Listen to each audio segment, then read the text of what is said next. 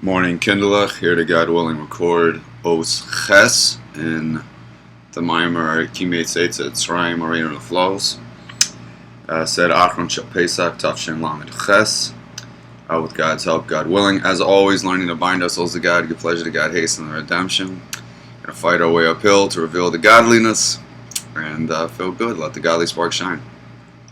Anyway, it's the Rebbe's birthday. We want to give the Rebbe a nice birthday present. We want to increase in Chassidus, spread the wellsprings, increase in obvious Yisrael, increase in our personal strength, increase in our davening, increase in inspiring others, increase in tzedakah, increase in parnasa, increase in obvious Yisrael. We said that. Get a shidduch, increase in the kindlech, and the Gemilas Hasadim, Torah and mitzvahs, and be more mesuded. And hopefully encourage others to do those things. And we can only do our best and try. But we're learning to bind our souls to God, give pleasure to God, hasten the redemption. And I'm very pleased to see that many people are following. I'm very happy with the numbers that we're getting here. Not that you ever count a yid. And I don't know who's a yid and who's not. But we're not getting any comments, so I'm not sure what to think. I'm very happy. I guess as long as more and more is happening, I should be happy. And I'm very happy and proud of you for being part of this and having the courage and trying to take a step forward towards God and Mashiach and Yiddishkeit, whatever it is, inspiration, just to have a little more God and light and life in your life. If I can be part of that, I'm very grateful. Doing a lot of yelling and screaming lately, so my voice is, I think, a little scratchy, and I didn't sleep that great. The room was halfway clean for Pesach. I'd love to show that off, but I'd have to move the camera, and then there's a whole setup in the background. It's a whole thing over here. Anyway, I had some interesting exchanges, trying to balance, being a leader and taking this generation out of Golas to redemption, and at the same time being a friend and advisor, so to speak, a parent, being a neighbor in shul, how to balance all these faces. When things are going very well, I want to relax a little bit and let everyone have a good time. And this seems to constantly lead to not the best, because then the other people relax. It seems like I have to always be hard driving, pushing, until we have the ultimate redemption. We have to push and want and want. It's not really any such thing as a happy Golas. And the Rebbe wants redeemed, and he wants out of Golas, and even though he's clearly here, he wants to be fully revealed in the sense we can all give him a big hug and a kush. I don't know if we give him hugs and kushes, but to the point that at least we could. And I'll certainly try. I'm telling you, if we get to see the Rebbe Guk Ashmi, I will tackle him, hold him down, and make sure he never goes away. And that is that. Happy birthday, Rebbe. Anyway, very pleased people are watching, and I'm inspired. I'm inspired to do more. Hope I can get my energy going in the right direction today to give you a lead or a love, or an energy, or a vibe that you want to attach to. Be close to. I'm trying to get a feel for who is watching. It's not very clear to me. Anyway, Chassidus is good for everyone. Mashiach is certainly for everyone. So we're just going to, God willing, keep producing. And we need a milsbeduk, so I think I need it more than anybody today. So I can't tell anything. Alright, we need a joke. Bad chemistry joke comes to mind. Guy goes, I'm a chemist by trade. Before I had the beard and the hat, as I like to say, impersonating a frummy. And at this 10 to 12 years, depending on how you count. Chabad found me when I was studying chemistry. I was getting my PhD at UMass Amherst. Anyway, a guy asked me, you want to shake lulav and esrog, you're Jewish, yada yada yada. One thing leads to another, and here we are. Could happen to you too. Watch out. You might just take the blue pill. Anyway, maybe that's enough of a milsbeduksa right there. In the Mimer, we've been discussing different levels of miracles and what's the relationship of the miracles in Egypt versus the miracles of the ultimate redemption. What's the relationship of the redemption from Egypt versus the redemption, the future redemption. And we've said the redemption from Egypt is the pipe opening for all future redemptions. We've more or less said, and I'm just saying in a Bekitzer way, that the miracles of the future redemption are going to be much, much greater. There's a machloikis. There's basically two types of miracles. Miracles in nature, to such a point they're so clothed in a guy might not even know it, or a girl.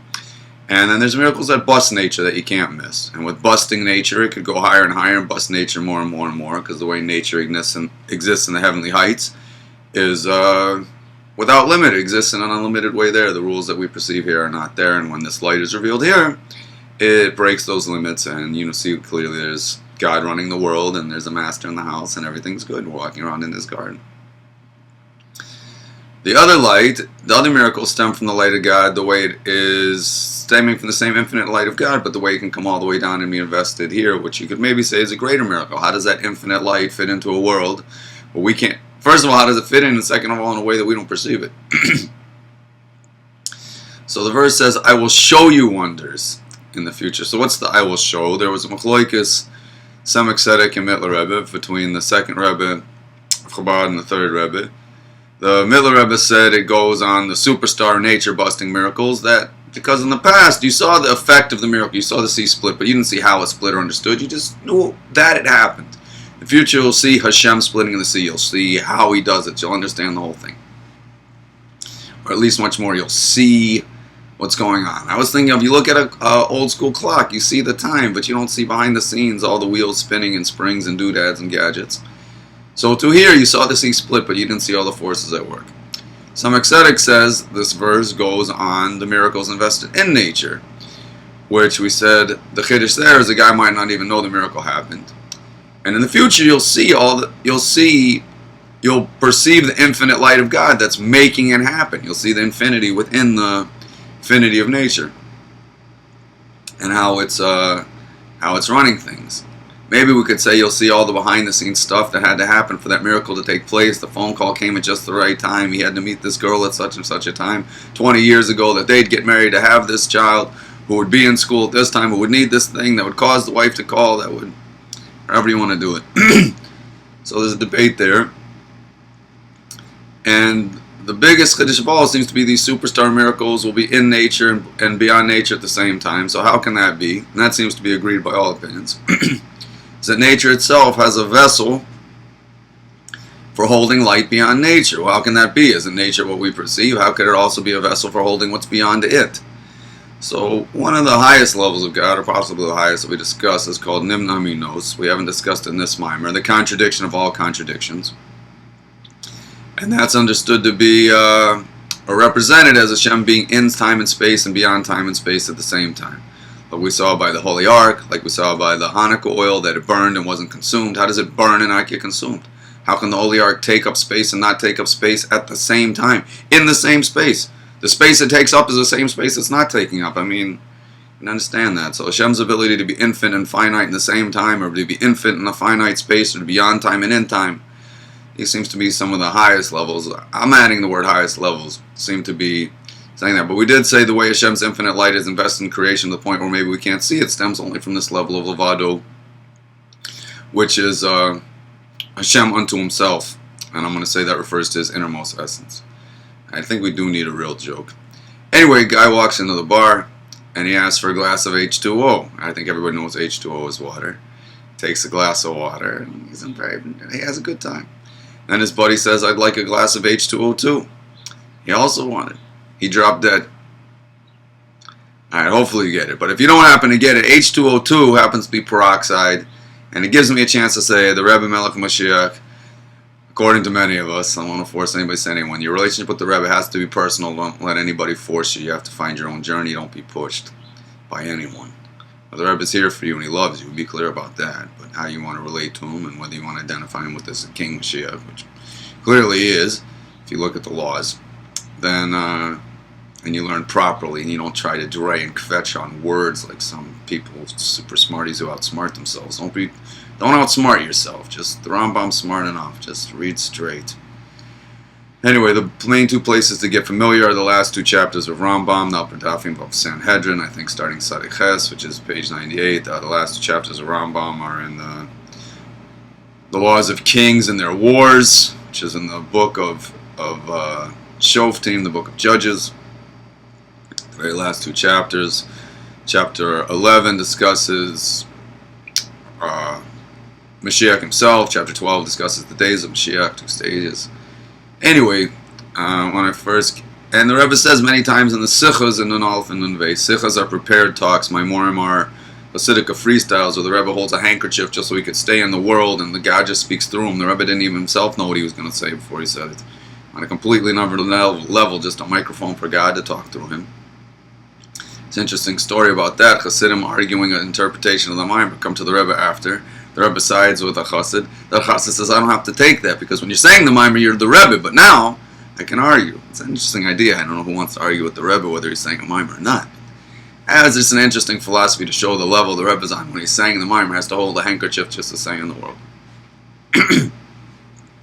But anyway, he says many times in the Sikhs and non-alpha and the base, which I feel are the fundamentals for any Chassid. If anyone wanted to know where to get started in Chassidus, I'd say that'd be a great start, but I would like them to get a good teacher who's well versed in the Sikhs, I mean in an ideal world, and believe that I'll make an effort to put those up. I did put many of them up on a previous site, and there's 600 hours of Torah out there in cyberspace somewhere. If someone knows how to help me find it, that'd be great. The old site went down based on some server issues, and I'd love to retrieve that Torah. The videos are of a different quality with a $2 camera and a different setup, but Torah is Torah, and it'd be nice to have out there that people could watch from the comfort of their home and have English and instead of flowing into the home. But we will try to remake all those videos of a higher quality, hoping to even do some broadcasts from 770. I'm worried about a few different things, if people will be able to hear me, if the setup will be right, if the people in 770 will be maskim,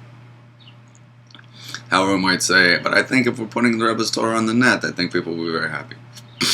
Anyway, the Rebbe says many times in non-aleph and non-base we could have eternal life in these bodies. And we just have to makabel p'nei Mashiach Zikeno, which means receive the face of Mashiach, which as far as I understand, all I've been able to find in print. And when you see it in print, in Torah, you can take it to the bank. It doesn't matter what anybody else says. That's the nice thing about Torah, the words of the Rebbe. It doesn't matter if the whole world says different, you can stand strong and know you're in the place of truth. Anyway, but all I've been able to find in print is that it means memorize Mishnayos and say it in the street. Mishnayos are the short teachings from approximately 2,500 years ago, the headlines of the law, the law itself, and the Gemara is the derivation of the law. The Gemara that we learn now is set up, there's a Mishnah and then a long discussion we call the Gemara. The long discussion is, how do we derive the law? What are all the implications of the law? How do we know how to apply the law? But the Mishnah is just short and straight.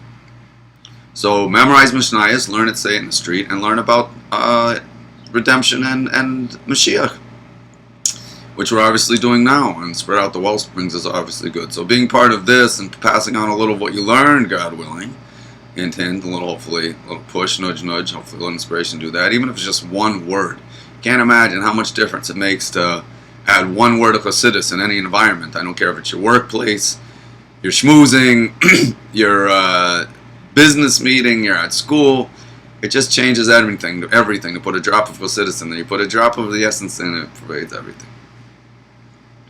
Anyway, so we can have eternal life. The world is that refined, so let's try to make that happen. Let's do it. So just an interesting experience. When I first started on this journey, believe it or not, I'd never heard of the Rebbe. And my shliach, I had a few shluchim in Amherst, Massachusetts, but my shliach, Rabbi Chaim Edelman, he says Yechi. So I figure everybody says Yechi. I just assumed everyone was like him. I mean, pretty push it. But anyway, I came to Crown Heights. I saw it wasn't so, and I was pumped up about Mashiach, and I wanted to know about it. I wanted to make it happen, and I want it now. I'm still pumped up about it, and I'm hoping some of that passion goes on to you just now, much more informed and developed, so to speak, but still infinitely far to go. It's the nice thing about being a Jew. You can take infinite leaps, and you can still have infinitely far to go. So hopefully we're going strong, and we're going in a good direction. We're happy about that, but Hashem makes it so we can always go higher and higher and higher. So let's work our way up and get to the redemption and be what Hashem wants.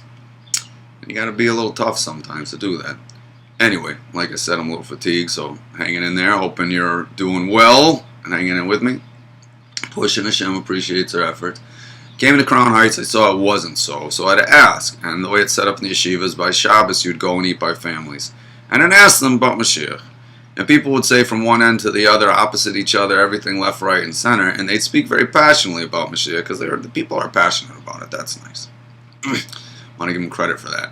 Excuse me. But I didn't know what to think. I'm this new Baal Tshuva, and I'm hearing 100 different opinions, a lot of which contradict each other. So I said, that's it. I'm immersing myself in the Torah. I'm going to know what the Torah says, and I don't have to deal with any of this jibber-jabber nonsense. And I can know for myself, and I don't have to worry what this guy says and the next guy says. And I felt very comfortable. It's nice when you can feel comfortable and confident in your views. I feel comfortable and confident on another person if they're, God forbid, antagonistic, don't want to listen, when they need love, when they need strength, when they need the king. But this is still a journey. But to feel confident in what the laws of Mashiach are and who Mashiach is and what Hashem expects in terms of this Inyan, okay, this is not any longer so confusing. We could learn a bit now. And really, to get yourself grounded, you can learn the last 2 chapters of Rambam. It's a very, very nice start if you have these 2 chapters down. And there's big mashpiyim that aren't 100% clear on these chapters. That bothers me. Anyway, I'm very strict about Torah. I'm very lenient in many aspects of my life. I guess people might perceive me as a strict guy, but I'm willing to forego a lot of things and be kind and turn the other cheek and bend a lot of the time. But for Torah has to be Torah. It has to be true.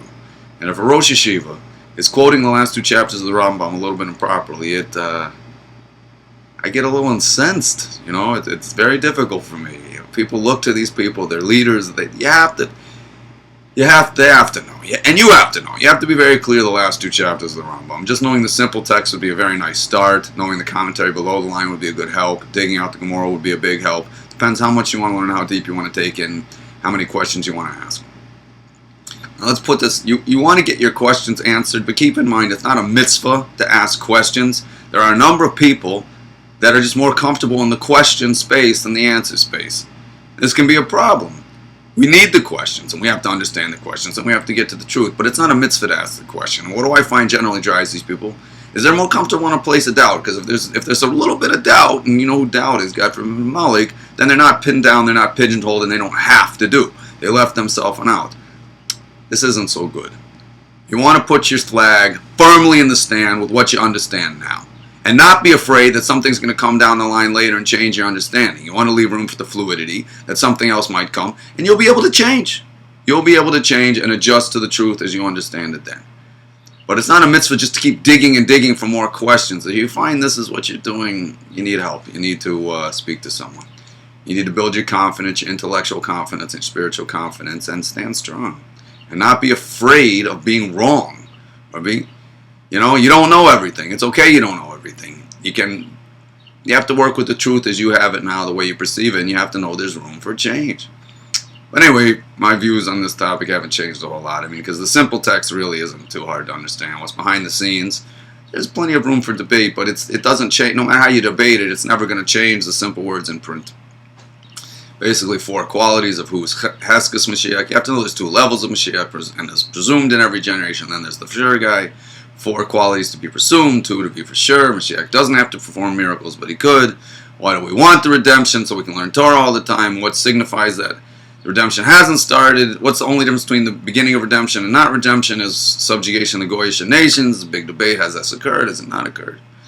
Anyway, but you have to be fluid in those chapters, and I think it's very important to be fluid in the upper dafim of Sanhedrin. It's a long debate. If Mashiach can come from the living, can he come from the dead? If he comes from the living, he's so-and-so. If he comes from the dead, he's so-and-so. And about a lot of things to discuss there. Be clear about the resurrection of the dead. The Rambam's 13 principles of faith would be very good to have down cold. Daf Dalet of Sota, and of course all of the Likutei Sichos, particularly Nun Aleph and Nun Beis, in my opinion. And Malukit would be nice. This book would be great, say for Maimorim, Binyani Gula Mashiach. But it'd be nice to be clear. And I didn't mean to hurt anyone's feelings with saying, I understand there's a nice thing in a human being to have room for an out. But all you're ever going to have if you look for escape hatches is the escape hatch. You're never going to have what you want. You're just going to keep escaping down the hatch. What you want is the light, and you want to feel confident and stand firm. And what gets in your way is the maybe something could come different. And an open maybe is a Yetzer Hara. That is a big old Amalek and a big suffix. A maybe that has a clear path, this could be healthy. For example, you ask a Bachar, are you going to summer camp? And he says, I don't know, maybe. And you say, why maybe? He says, because something better might come along. All right, that's a Malik. That's just an open, which is his playground. Doubt is now he's got you wiggling, wondering, nothing. Very hard to achieve in such a zone. Anyway, but if instead you say, why not? He says, well, I'm pursuing an interview in Japan, maybe do shlichus over there, I'm not sure how it's going to go. Well, that's very healthy. There's another good option. Now he wants to see and whatever it's going to be. But maybe something better is going to happen. Maybe another girl will come down the line. Maybe another guy, maybe a better. That's a malik 100%. That's a big old yetzer. Seriously, that's a mega yetzer. And what's the comfort in the human being? How does he get such... And it tends to... I'm going to call them the semi-smarties. People who are pretty smart, like honor roll smart, but not superstar smart, tend to thrive in this area. Why is that? Because they're pretty smart, and they're very clever, and they know how to ask questions and reason, but they see this guy smarter than them. And what's the advantage of having the hatch? They don't want to be embarrassed. They don't want to put their flag in the sand. It's very uncomfortable for them when someone else comes along and upshlugs their spars and shows them they're not right. For some reason, there's an ego piece there. And when that ego piece gets the smash, it's very uncomfortable for them. So how do they get around this discomfort? They leave a hatch. But the problem with the hatch is you're not going to get where you want to go. You have to be comfortable. One of the greatest things about being to be a good teacher is you have to be comfortable saying, I don't know.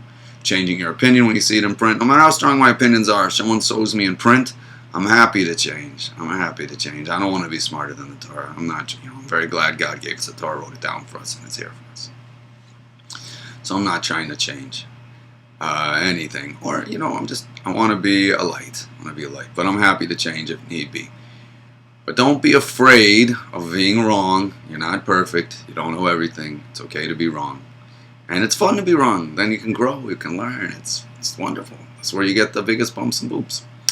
Alright, so if you find that you like to poke holes, just to poke holes, you might ask yourself some questions. It's not a big mitzvah to poke holes. Does the poking holes really make you happy, or does this prevent you from being a little unhappy and embarrassed? Does it take the pressure off so you don't have to live up to certain standards? If you knew God was real and you knew the law was such, then you might have to do something. You might have to live up to another standard. You might have to esteem yourself a little more. You might have to build the confidence. Anyway, so you have to know that you are a holy, good Jew and you can do it. Do it. So put your flag in the sand, do your best, don't be afraid to move your flag if something else comes down the pipe. It's alright. And all you have to do is know you don't know everything, Nobody knows everything. Except Hashem. And then when He should open your eyes a little more, remain a student. Then you can always go a little more. But with whatever you have now, whatever you understand, strong with that and push hard. Push hard with what you got. And if they push back hard and they show you something, you're going to feel good. You say, okay, now, and you'll see it very clear then. You won't just be like some blind person accepting, God forbid. You'll represent your point very hard. You'll be clear. You'll be confident as you move. And then when they show you different, you'll be like, oh, okay, I see. And they'll see you're a strong, confident person. And you'll see they're a strong, confident person. And they helped you, and I'm sure you'll help them. Through your debating with them, it'll make their point clear to them. And someone could come along and do the same thing to them. And then someone come along and do something to that guy. We're always growing. We're always changing. But be strong in who you are and where you are. It's not a mitzvah to stay without. That's a Malik's territory. He loves to have you there. The main thing he wants is to keep you down, keep you wondering. What's the best is to feel good, feel sure about God. God's good. Jews are good. Redemption's good. Rebbe's good. Avos Yisrael's good. Torah's good. Mitzvahs are good. Then you go forward in a strong, confident, uninterrupted way. You eat well, you sleep well, eat right, sleep right, stay in the light. One of my little phrases, and you'll be very happy and more productive and move nicely, and you'll be able to influence more people. It's not a mitzvah to pass on doubt either, although these doubties can kind of, at least if it's a question they're 3 rungs past, then if someone's holding only 1 rung, then they can really put that person on a clear stand because they've gotten a couple rungs down there. But, if you're on the 3rd rung, okay, look for the 4th rung, but be strong on the 3rd rung. Don't be like, oh, I know there's another rung. Ooh, I'm on this shaky place, God forbid. Be strong and confident in who you are. God is good. He wants you good. He wants you to grow, and He wants your best, and He's got your back. And He's going to help you get there. All right, let's try to say a little inside. I didn't leave much time, but see what we can do. Mostly turning into a Fabringen these days. But nothing wrong with that. Always good to Fabring, especially with the Rebbe on his birthday, for the Rebbe on his birthday. Alright, Ozches. For all Piyam Avur Le'il, according to what we brought earlier, that redemption from Egypt is the pipe opener for all future redemptions. Yesh Lomer, we could say, that this redemption from Egypt was also gave the ability for this idea that we'll see the wonders in the future redemption. The novelty in the verse seemed to be that in the future redemption we're going to see. And what does it mean? What's the difference between And that seeing could be in two ways. In the Exodus from Egypt, we did see the splitting of the sea, but we didn't really see it, we didn't get it, we didn't understand it. The future redemption, we're going to get it, we're going to understand it, we're going to stay in our bodies, we're going to see it, and somehow we're going to see Hashem splitting the sea and how He does it, which would be awesome. Or, that's the Mittler Rebbe's Pirish, or according to some ecstatic, the miracles that are in nature, we're going to see the infinite light of God, the way it's conducting those miracles. It won't just look like nature anymore. Chaim, Shag now, Chaim. So it says, so maybe it also opened the pipe for this idea of seeing. But Inyahu, what does this mean? That this in the future, that nature itself will be a vessel for receiving higher than nature, in and around the flows, which is the idea of seeing these wonders. It comes through the refinements. Generally speaking, we're refining our physical bodies, our animal soul, and the world around us. There's a number of sparks that fell from a high source. We're bringing those up. A lot of them were refined in Egypt. Many, we could say they've all already been done. Maybe there's just a little bit of, even the polishing the buttons we say has been done. There's still personal refinement left. If I can say that, those are my words. I have to be very careful with that. You better check that up. Let's see what the Rebbe says here. That through the refinements the world becomes pure. And it becomes a vessel for higher than nature. I want to say a lot of things, but maybe we better just... Let's see what the Rebbe says first. I think it's very good to finish a paragraph and then dialogue. That we started refining the sparks during the Exodus from Egypt. That through being slaves to Paro Melakasha was a tough king. In Egypt, Medina Kasha, he wasn't very nice to us. Shane Eved Yochel Baruch Sham, that no slave could escape from Egypt, and yet all of us went free, and that they wanted us to leave because they recognized the Almighty. Nevertheless, we stood up, we stood strong for who we were and for Yiddishkeit. That's one of the main avodas now. Stand up strong for who you are in your Yiddishkeit. Stand up strong for Mashiach. Don't let anybody scoff at you, give you a hard time. It's okay. That's what it's nice. If you're confident in who you are and what you're saying. And I've been able to help a lot of people now. A lot of the scoffers. But if you're sure about it, because then you can ask them, well, what did you learn inside? Why do you think this? And you're confident. It's only if you get scared, you get shaken a little, And you can ask them, what are you saying? How do you understand the Rambam? And then pretty quickly they get nervous because they know that they don't know it that well, and their knowledge isn't sourced. It's just some feelings or who they grew up with or whatever it is. And if they're real and open-minded, they can grow, and if they're not, they run away scared like little kids. But either way, then they probably are inspired to go learn a little more. And either way, you're happy and confident because you know. But if you're in a confident place, it's not hard. I could say sometimes the Bachram come home from Soyim and they say, oh, it was hard for me. This lady wanted to shake my hand. I felt very uncomfortable. He says, what makes you uncomfortable? I don't want to offend her. He says, what if she offered you a cheeseburger? I said, that would be easy. He says, why is the cheeseburger easy? Maybe she'll be offended you don't take the cheeseburger. He says, no, I know I can't eat cheeseburgers. Okay, so when you're clear about something, everything else becomes much, much easier. It's nice, very nice to be clear. So when you're clear about Mashiach, then it's much easier, and whatever happens, happens, and you can go with peace and grace. Very nice. So we stood up strong for our Yiddishkeit. And this is how we did the refinements that we accomplished in Egypt. To the point that we emptied everything out. We took all their wealth, even physically. They were like, take two! I think even the least that we took was 90 donkeys of gold, 90 donkeys laden with gold or something nice. Oh, I'd like to have that. Although when I have a lot of gold, I don't behave as well when I have a lot of gold. It's sad. It's better for me not to have the geld. And I don't really lust for the geld, but, Hashem did make a physical world. We need some geld, and we're led to believe families need geld, and wives need geld, and kids need geld. I guess they could come with their own geld, or, Hashem can always provide, but still. Anyway, it's an interesting dynamic for me that, on one hand, it'd be nice to have more geld. On the other hand, I notice when I have geld, it's much more easy to be aware of my full dependence on the Creator at every second with less geld. Guilt. The person has guilt, they can start to get like, I got it, I did it. Oh, I'm self-reliant on this and that. God forbid. To get the guilt and stay humble is an art. It really is. You have to have the right keli for that too. Anyway, people who have guilt, you should have success with that. You should stay humble and realize you're still 100% reliant on the Creator, and He gives you the guilt. He lent you the guilt, so you do the right things with it. He could, God forbid, take it from you at any second. And it's not all about geld. It's about being together and helping each other. It's not about you. It's a gift. Anyway. Shasu Kasula Shane Bodagin. We made it like a sea with no fish left. That's how which we entered now. We totally took everything. And this gives us the power and ability to do all the refinements we have to do from all the days since. Up until now. Whatever we standing strong for our Yiddishkeit, no matter how tough the opponent was. And confidence and clarity helps, and you get that from Torah and from learning, and hopefully connecting to me and connecting to other Yiddishkeit teachers. Connecting to other people that you feel comfortable with, that can give you Yiddishkeit in a strong, good way. Or whatever it takes for you to feel confident, or you should have that. And through having that confidence, standing up strong, that against a very tough king, that gave us the ability to do all the refinements as we move forward. Next paragraph. And why do we have to mention going out of Egypt every day? Because we go out of our personal Egypt every day. We go higher and higher. And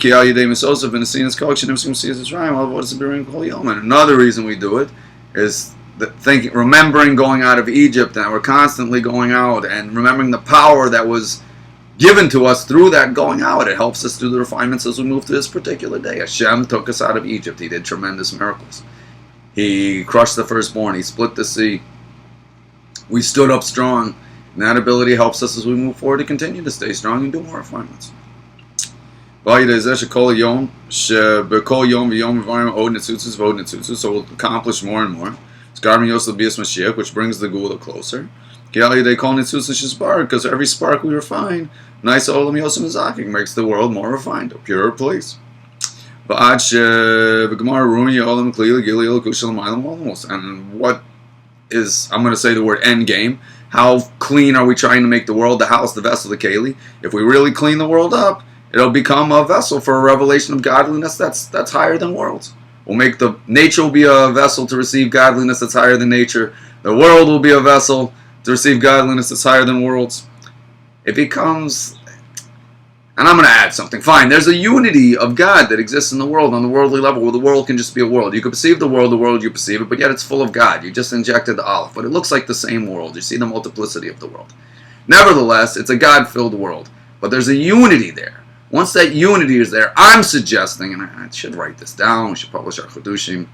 I haven't seen this in print. I haven't learned Aleph. This could be somewhere else. Once that unity is there, it can blend with a higher unity. It's a keli for another unity. For godliness, represents God as unity. And then it's a keli for the unity that's beyond worlds. And possibly we could explain this is how the world can be a vessel for lights that are higher than godliness. Because the world itself can be a godly vessel for godliness that fits the worlds perfectly. And once you have that unity of godliness, you can bring in a higher level of godliness, because unity will blend with unity and higher and higher and higher. And the Rebbe says we should, Melech HaMashiach, quoting some, that we should publish our Chidushim and our novelties in Torah. And I've been lax in that. I would like to make a time to publish my Chidushim. It's just more fun to talk than write, and it takes effort. Anyway, but the Rebbe says, those are my claims. The Rebbe says a permanent person will normally have two claims. Little old me, put my name in the Torah, and second, what if I'm wrong? Speaks to those doubties, those questioners we talked about earlier. The Rebbe says you can answer both these claims with two words. Takes care of everything. Just add v'yesh lomar. There is to say. Possibly we could say. You're not really putting your flag in the sand so much. You're saying we could say. And still it makes the Torah great and glorious. It becomes part of Torah. But it's in a v'yesh lomar. In Indian, a v'yesh lomar. And Rabbi Goldberg, Yaakov Couple Goldberg, going in our generation, from whom I love to learn, whom I love very deeply. Hope he'll make some shirim for us, especially Gemara. And Chassidus. Any shir he'd make would be great. Would be he should live and be well on to the future redemption. His kindlech should be well. His family should be well. Should have everything he wants and needs. All the Yidden should have what they want and need. A lot of kesef, a lot of Mashiach. We should get out of here and have the redemption. Shem should just give it already. Often mentions that when the Rebbe himself says v'yesh lomar, it's not we could say, it's that it is. Take it to the bank. So anyway, when the Rebbe says v'yesh lomar, it's not like v'yesh lomar. Maybe just something to keep. Alright, so possibly we could, what we've said is, if we refine the world enough, it'll be a keli for godliness that's beyond worlds. I'm suggesting unity blending with unities. Make the world the unity of godliness that fits in the world, and then the unity of godliness that's beyond the world will blend with that unity, and one will go into one, and it'll be perfect. And we'll have the ultimate redemption. The clause "Hu shetevet olam yikela ma'ala b'tevet arein flows," which is the idea of nature becoming a vessel for wonders that are higher than nature. To see nature as a wondrous thing, start to perceive nature itself as godly. Once you start to see the godliness in nature, possibly you can start to perceive the godliness beyond nature. And one way of seeing this, I think, I was thinking about this last night. Hopefully we'll get the rest of the Osios up. I realized we did Vav and now we're doing Ches. Learned Zion with someone last night, so I'm trying to go forward, finish the mimer. God willing, we got to go back and put up the other Osios. But how can you see nature becoming a vessel that's higher than nature? The same way you see the Jew perceiving these superstar miracles and remaining the Jew. I was thinking, imagine everyone seeing a natural sight that inspired them at some point. Beautiful sunset, starry sky, fire, lightning storm, whatever it was. Or most people, hopefully. And then there could be another time where they saw something that they knew was wondrous, but they weren't so inspired because they were hungry or tired, God forbid. Now they're the same being. The difference was within them. The external part was just as inspiring. The difference was by them. So too, you see that the Jew himself has a capacity for that. Certainly he has a natural part, the body and the animal soul, which is God-given, pushes us to climb higher and higher each day. But he has a capacity to perceive the supernatural, even within the natural, and beyond the natural, and up and beyond. And the more a person learns about it, when he learns Chassidus and learns Torah, he becomes more of a vessel for that. And his world, it could physically change to become a more godly world. But he physically didn't change. You look at him, you see the same guy. Maybe you'll see a little more light in his eyes, or the same girl, or you see him a little more shine on his face, because wisdom lights up the face. But more or less, they're the same 100 whatever pound mass, with the same more or less look and beard, or skirt, or whatever it is. They physically look more or less the same, yet they've changed. They don't look so different to me, but their worldview, the world looks different to them. They are within nature, but they're becoming a keli for beyond nature by refining themselves, by learning to love only God, to give up physical pleasure, certainly to stay away from sin. Eventually, God willing, to learn to hate evil. This is very hard, but a person has to set aside times to do that too. It's one thing just not to lust for the things you naturally want. To learn to hate them takes extra time and effort. But you should be successful with this, and not to stress too much about that right now, but to make some time. Mostly learn to love God, fear God, to give up the physical pleasures, whatever it takes. Don't be invested in it. As the body starts to do the right things, the mind and heart are going to come along, because the soul's already there, and the animal soul come along too. And you'll become more and more a vessel for godliness, and your world and your body will become a much more light-filled world and light-filled body. And even though the tree will be the same tree, it will look different to you. So to you, the tree has fundamentally changed. I understand if you weigh it, it has the same mass, but the tree is more the way you perceive the tree than it is that physical thing. The tree to you is the way you perceive the tree. Your tree is your perception of the tree. And you're not changing the mass of the tree. You acknowledge the mass of the tree. You're not taking that away, but you're injecting the godly peace. So maybe we could say, this is the way I understood a natural vessel, meaning a human being, a Jewish body, made up of all the parts, the mind, the heart, and the soul, which could, God forbid, only perceive a natural world, like what you see is what you get, donkey time. Or a person could refine themselves a little bit, start to just wonder, is there God in the world? Find themselves a little more, start to learn Torah, a little more, start to see a little spark, a little more, start to see a bigger spark, to the point where they start to see the world as godly. Not that they sort of feel inspired and enlightened all the time, but their natural perception, their default truth, is the world's a godly world. It's God's garden, we're walking around in it. Whether he perceives it or not, he knows the lack's on his side, not on God's side. Alright, then when he's in touch and learning and refined, ate right, slept right, and feels good, he'll actually perceive the godly world. He'll be walking around in a godly space. Yet he hasn't changed. He's still the same natural Jew of however many pounds and look, whatever he is. And yet, he's a vessel for godliness. And as he becomes a vessel for this level of godliness, he becomes a vessel for higher and higher levels of godliness that transcend nature and are beyond space and time. He's starting to get in touch with deeper and deeper and higher levels of God. And yet he's still a physical being. So he stays in his body, and as he gets more and more a taste of God, love of God, and pushes out those physical yucky desires and realizes that God's all that exists, and the only real love and true love is God, and then it doesn't really make sense to love anything else. And the only truth is God, and God's all there is. As he goes higher and higher in this, he becomes a vessel for godliness that's even beyond worlds, and yet he stays in the world. Maybe we could say, alright, going weiter. So this is the idea of seeing wonders. So even when Mashiach is fully revealed, we're still going to talk about going out of Egypt. Because even this, that the world then will be a perfect vessel for godliness that's beyond worlds, how does that happen? It all started with leaving Egypt. Transcend the boundaries to get to the unity. Get to the unity, you can get to the higher unities. And you can always go higher and higher. There's no end. God's unlimited. So even when Mashiach's here, fully revealed, open and honest, where you can give him a big hug and a kush, then you can still go higher. You still always go higher. God wants you to get. He loves you enough to give you something to always go and go and go. It's beautiful.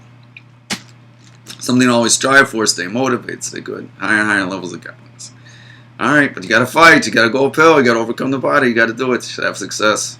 Sometimes if you get too happy, it could get a bit slow a person down. You got to keep your fight up, your snarl up. Can't expect everyone's just going to give in to you. And you got to spread the godliness wherever you go. Spread the light. But sometimes you can just stay in the light and learn the Torah, and a lot of light vanishes. A little light vanishes a lot of darkness. Anyway, I would like to finish, so I have a few more lines. I'm going to try to get back on track. And this is the idea that, like the days that I took you out of Egypt, we're going out of Egypt, I will show you wonders. This idea of seeing wonders in the future, you can say will be like going out of Egypt. Ooh, what's this all about? Because what gave us the capacity to see the wonders, whether it's seeing God's hand in the natural wonders or being able to see God in the supernatural wonders, this ability that we'll have for that, it started with going out of Egypt. Getting out of Egypt lets you perceive God, perceive the hand of God, whether it's in supernatural stuff or natural stuff. And maybe even tell me the way God's invested in natural stuff is more miraculous than the way he's in supernatural stuff. Because for God to be supernatural is maybe more natural for him. For God to hide himself even into nature to the point where you don't see it. Oh, and then when you'll see it, that he's supernatural, well, then natural, go.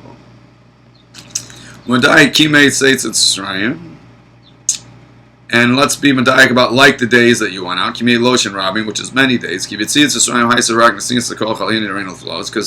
very nice going out of Egypt. It helps, and it's the door opener, but it's just the door opener. It's not the end game. But to bring it down into actuality, what's really here, and we're seeing and experiencing the miracles around us all the time, should be right away, be nice. Through our refinement of the sparks in the meanwhile, which is our going out of Egypt, is refining all these sparks, is why days is in the plural. So the diuk on like the days, emphasizing the plural days here. So it's very nice that Egypt opened the door for all this great stuff, but it opened the door. What was the act that opened the door? Was through the finding of the sparks. The finding of the sparks leads to the seeing. So the more we find the sparks, I'm going to say, it seems to be suggested, the more we find the sparks, the more we're going to see. Just similar to what I was saying earlier. The more you work out the garbage, the taivas for gashmias, money, and whatever else a person might have taivas for, even the more ruchnistic a taivas, kavod, and whatever else it might be. Whatever it is that's in the way, that's related to him, himself, his personal identity, her identity, God forbid. The more refinements they do, the more they become a vessel for godliness. The more they become a vessel for godliness, they become a greater vessel for godliness that's beyond worlds. But this all started with getting out of Egypt. We got to get out of our personal Egypts. We have to know it's a godly world. We have a Rebbe. God's running everything. Everything's good whether or not we understand it. God's thoughts aren't like our thoughts. We got to get out. There is something that needs to drop at work here. Give me 1 second to please look over the very end. This, that we make the days is plural, because the days open the door that we went out, to be able to perceive the ultimate godliness in the future. And this is an ongoing thing. The opening of the door is increased. The door is swinging open wider and wider through time as we do more and more sparks. But how do you push the door open wider? And I'm going to say door getting wider brings to actuality. How do you make the door swing all the way around where it's a wide open door and you see it? It's through the refinement of the spark. So we've got to work on ourselves, whatever it is, emotional, physical, spiritual, and psychological. We have to encourage each other. We have to love each other. We have to spread the light that we have, encourage another person. If God willing, you saw this video and you got inspired, you could take that light, pass it on to another person, another Jew maybe, and he'll pass it on. And as the world gets more and more filled, the pile of wet straw will light, and we'll have a light-filled world, and we'll walk over the line and be dancing in the temple. It should be right away. All right, Mashiach.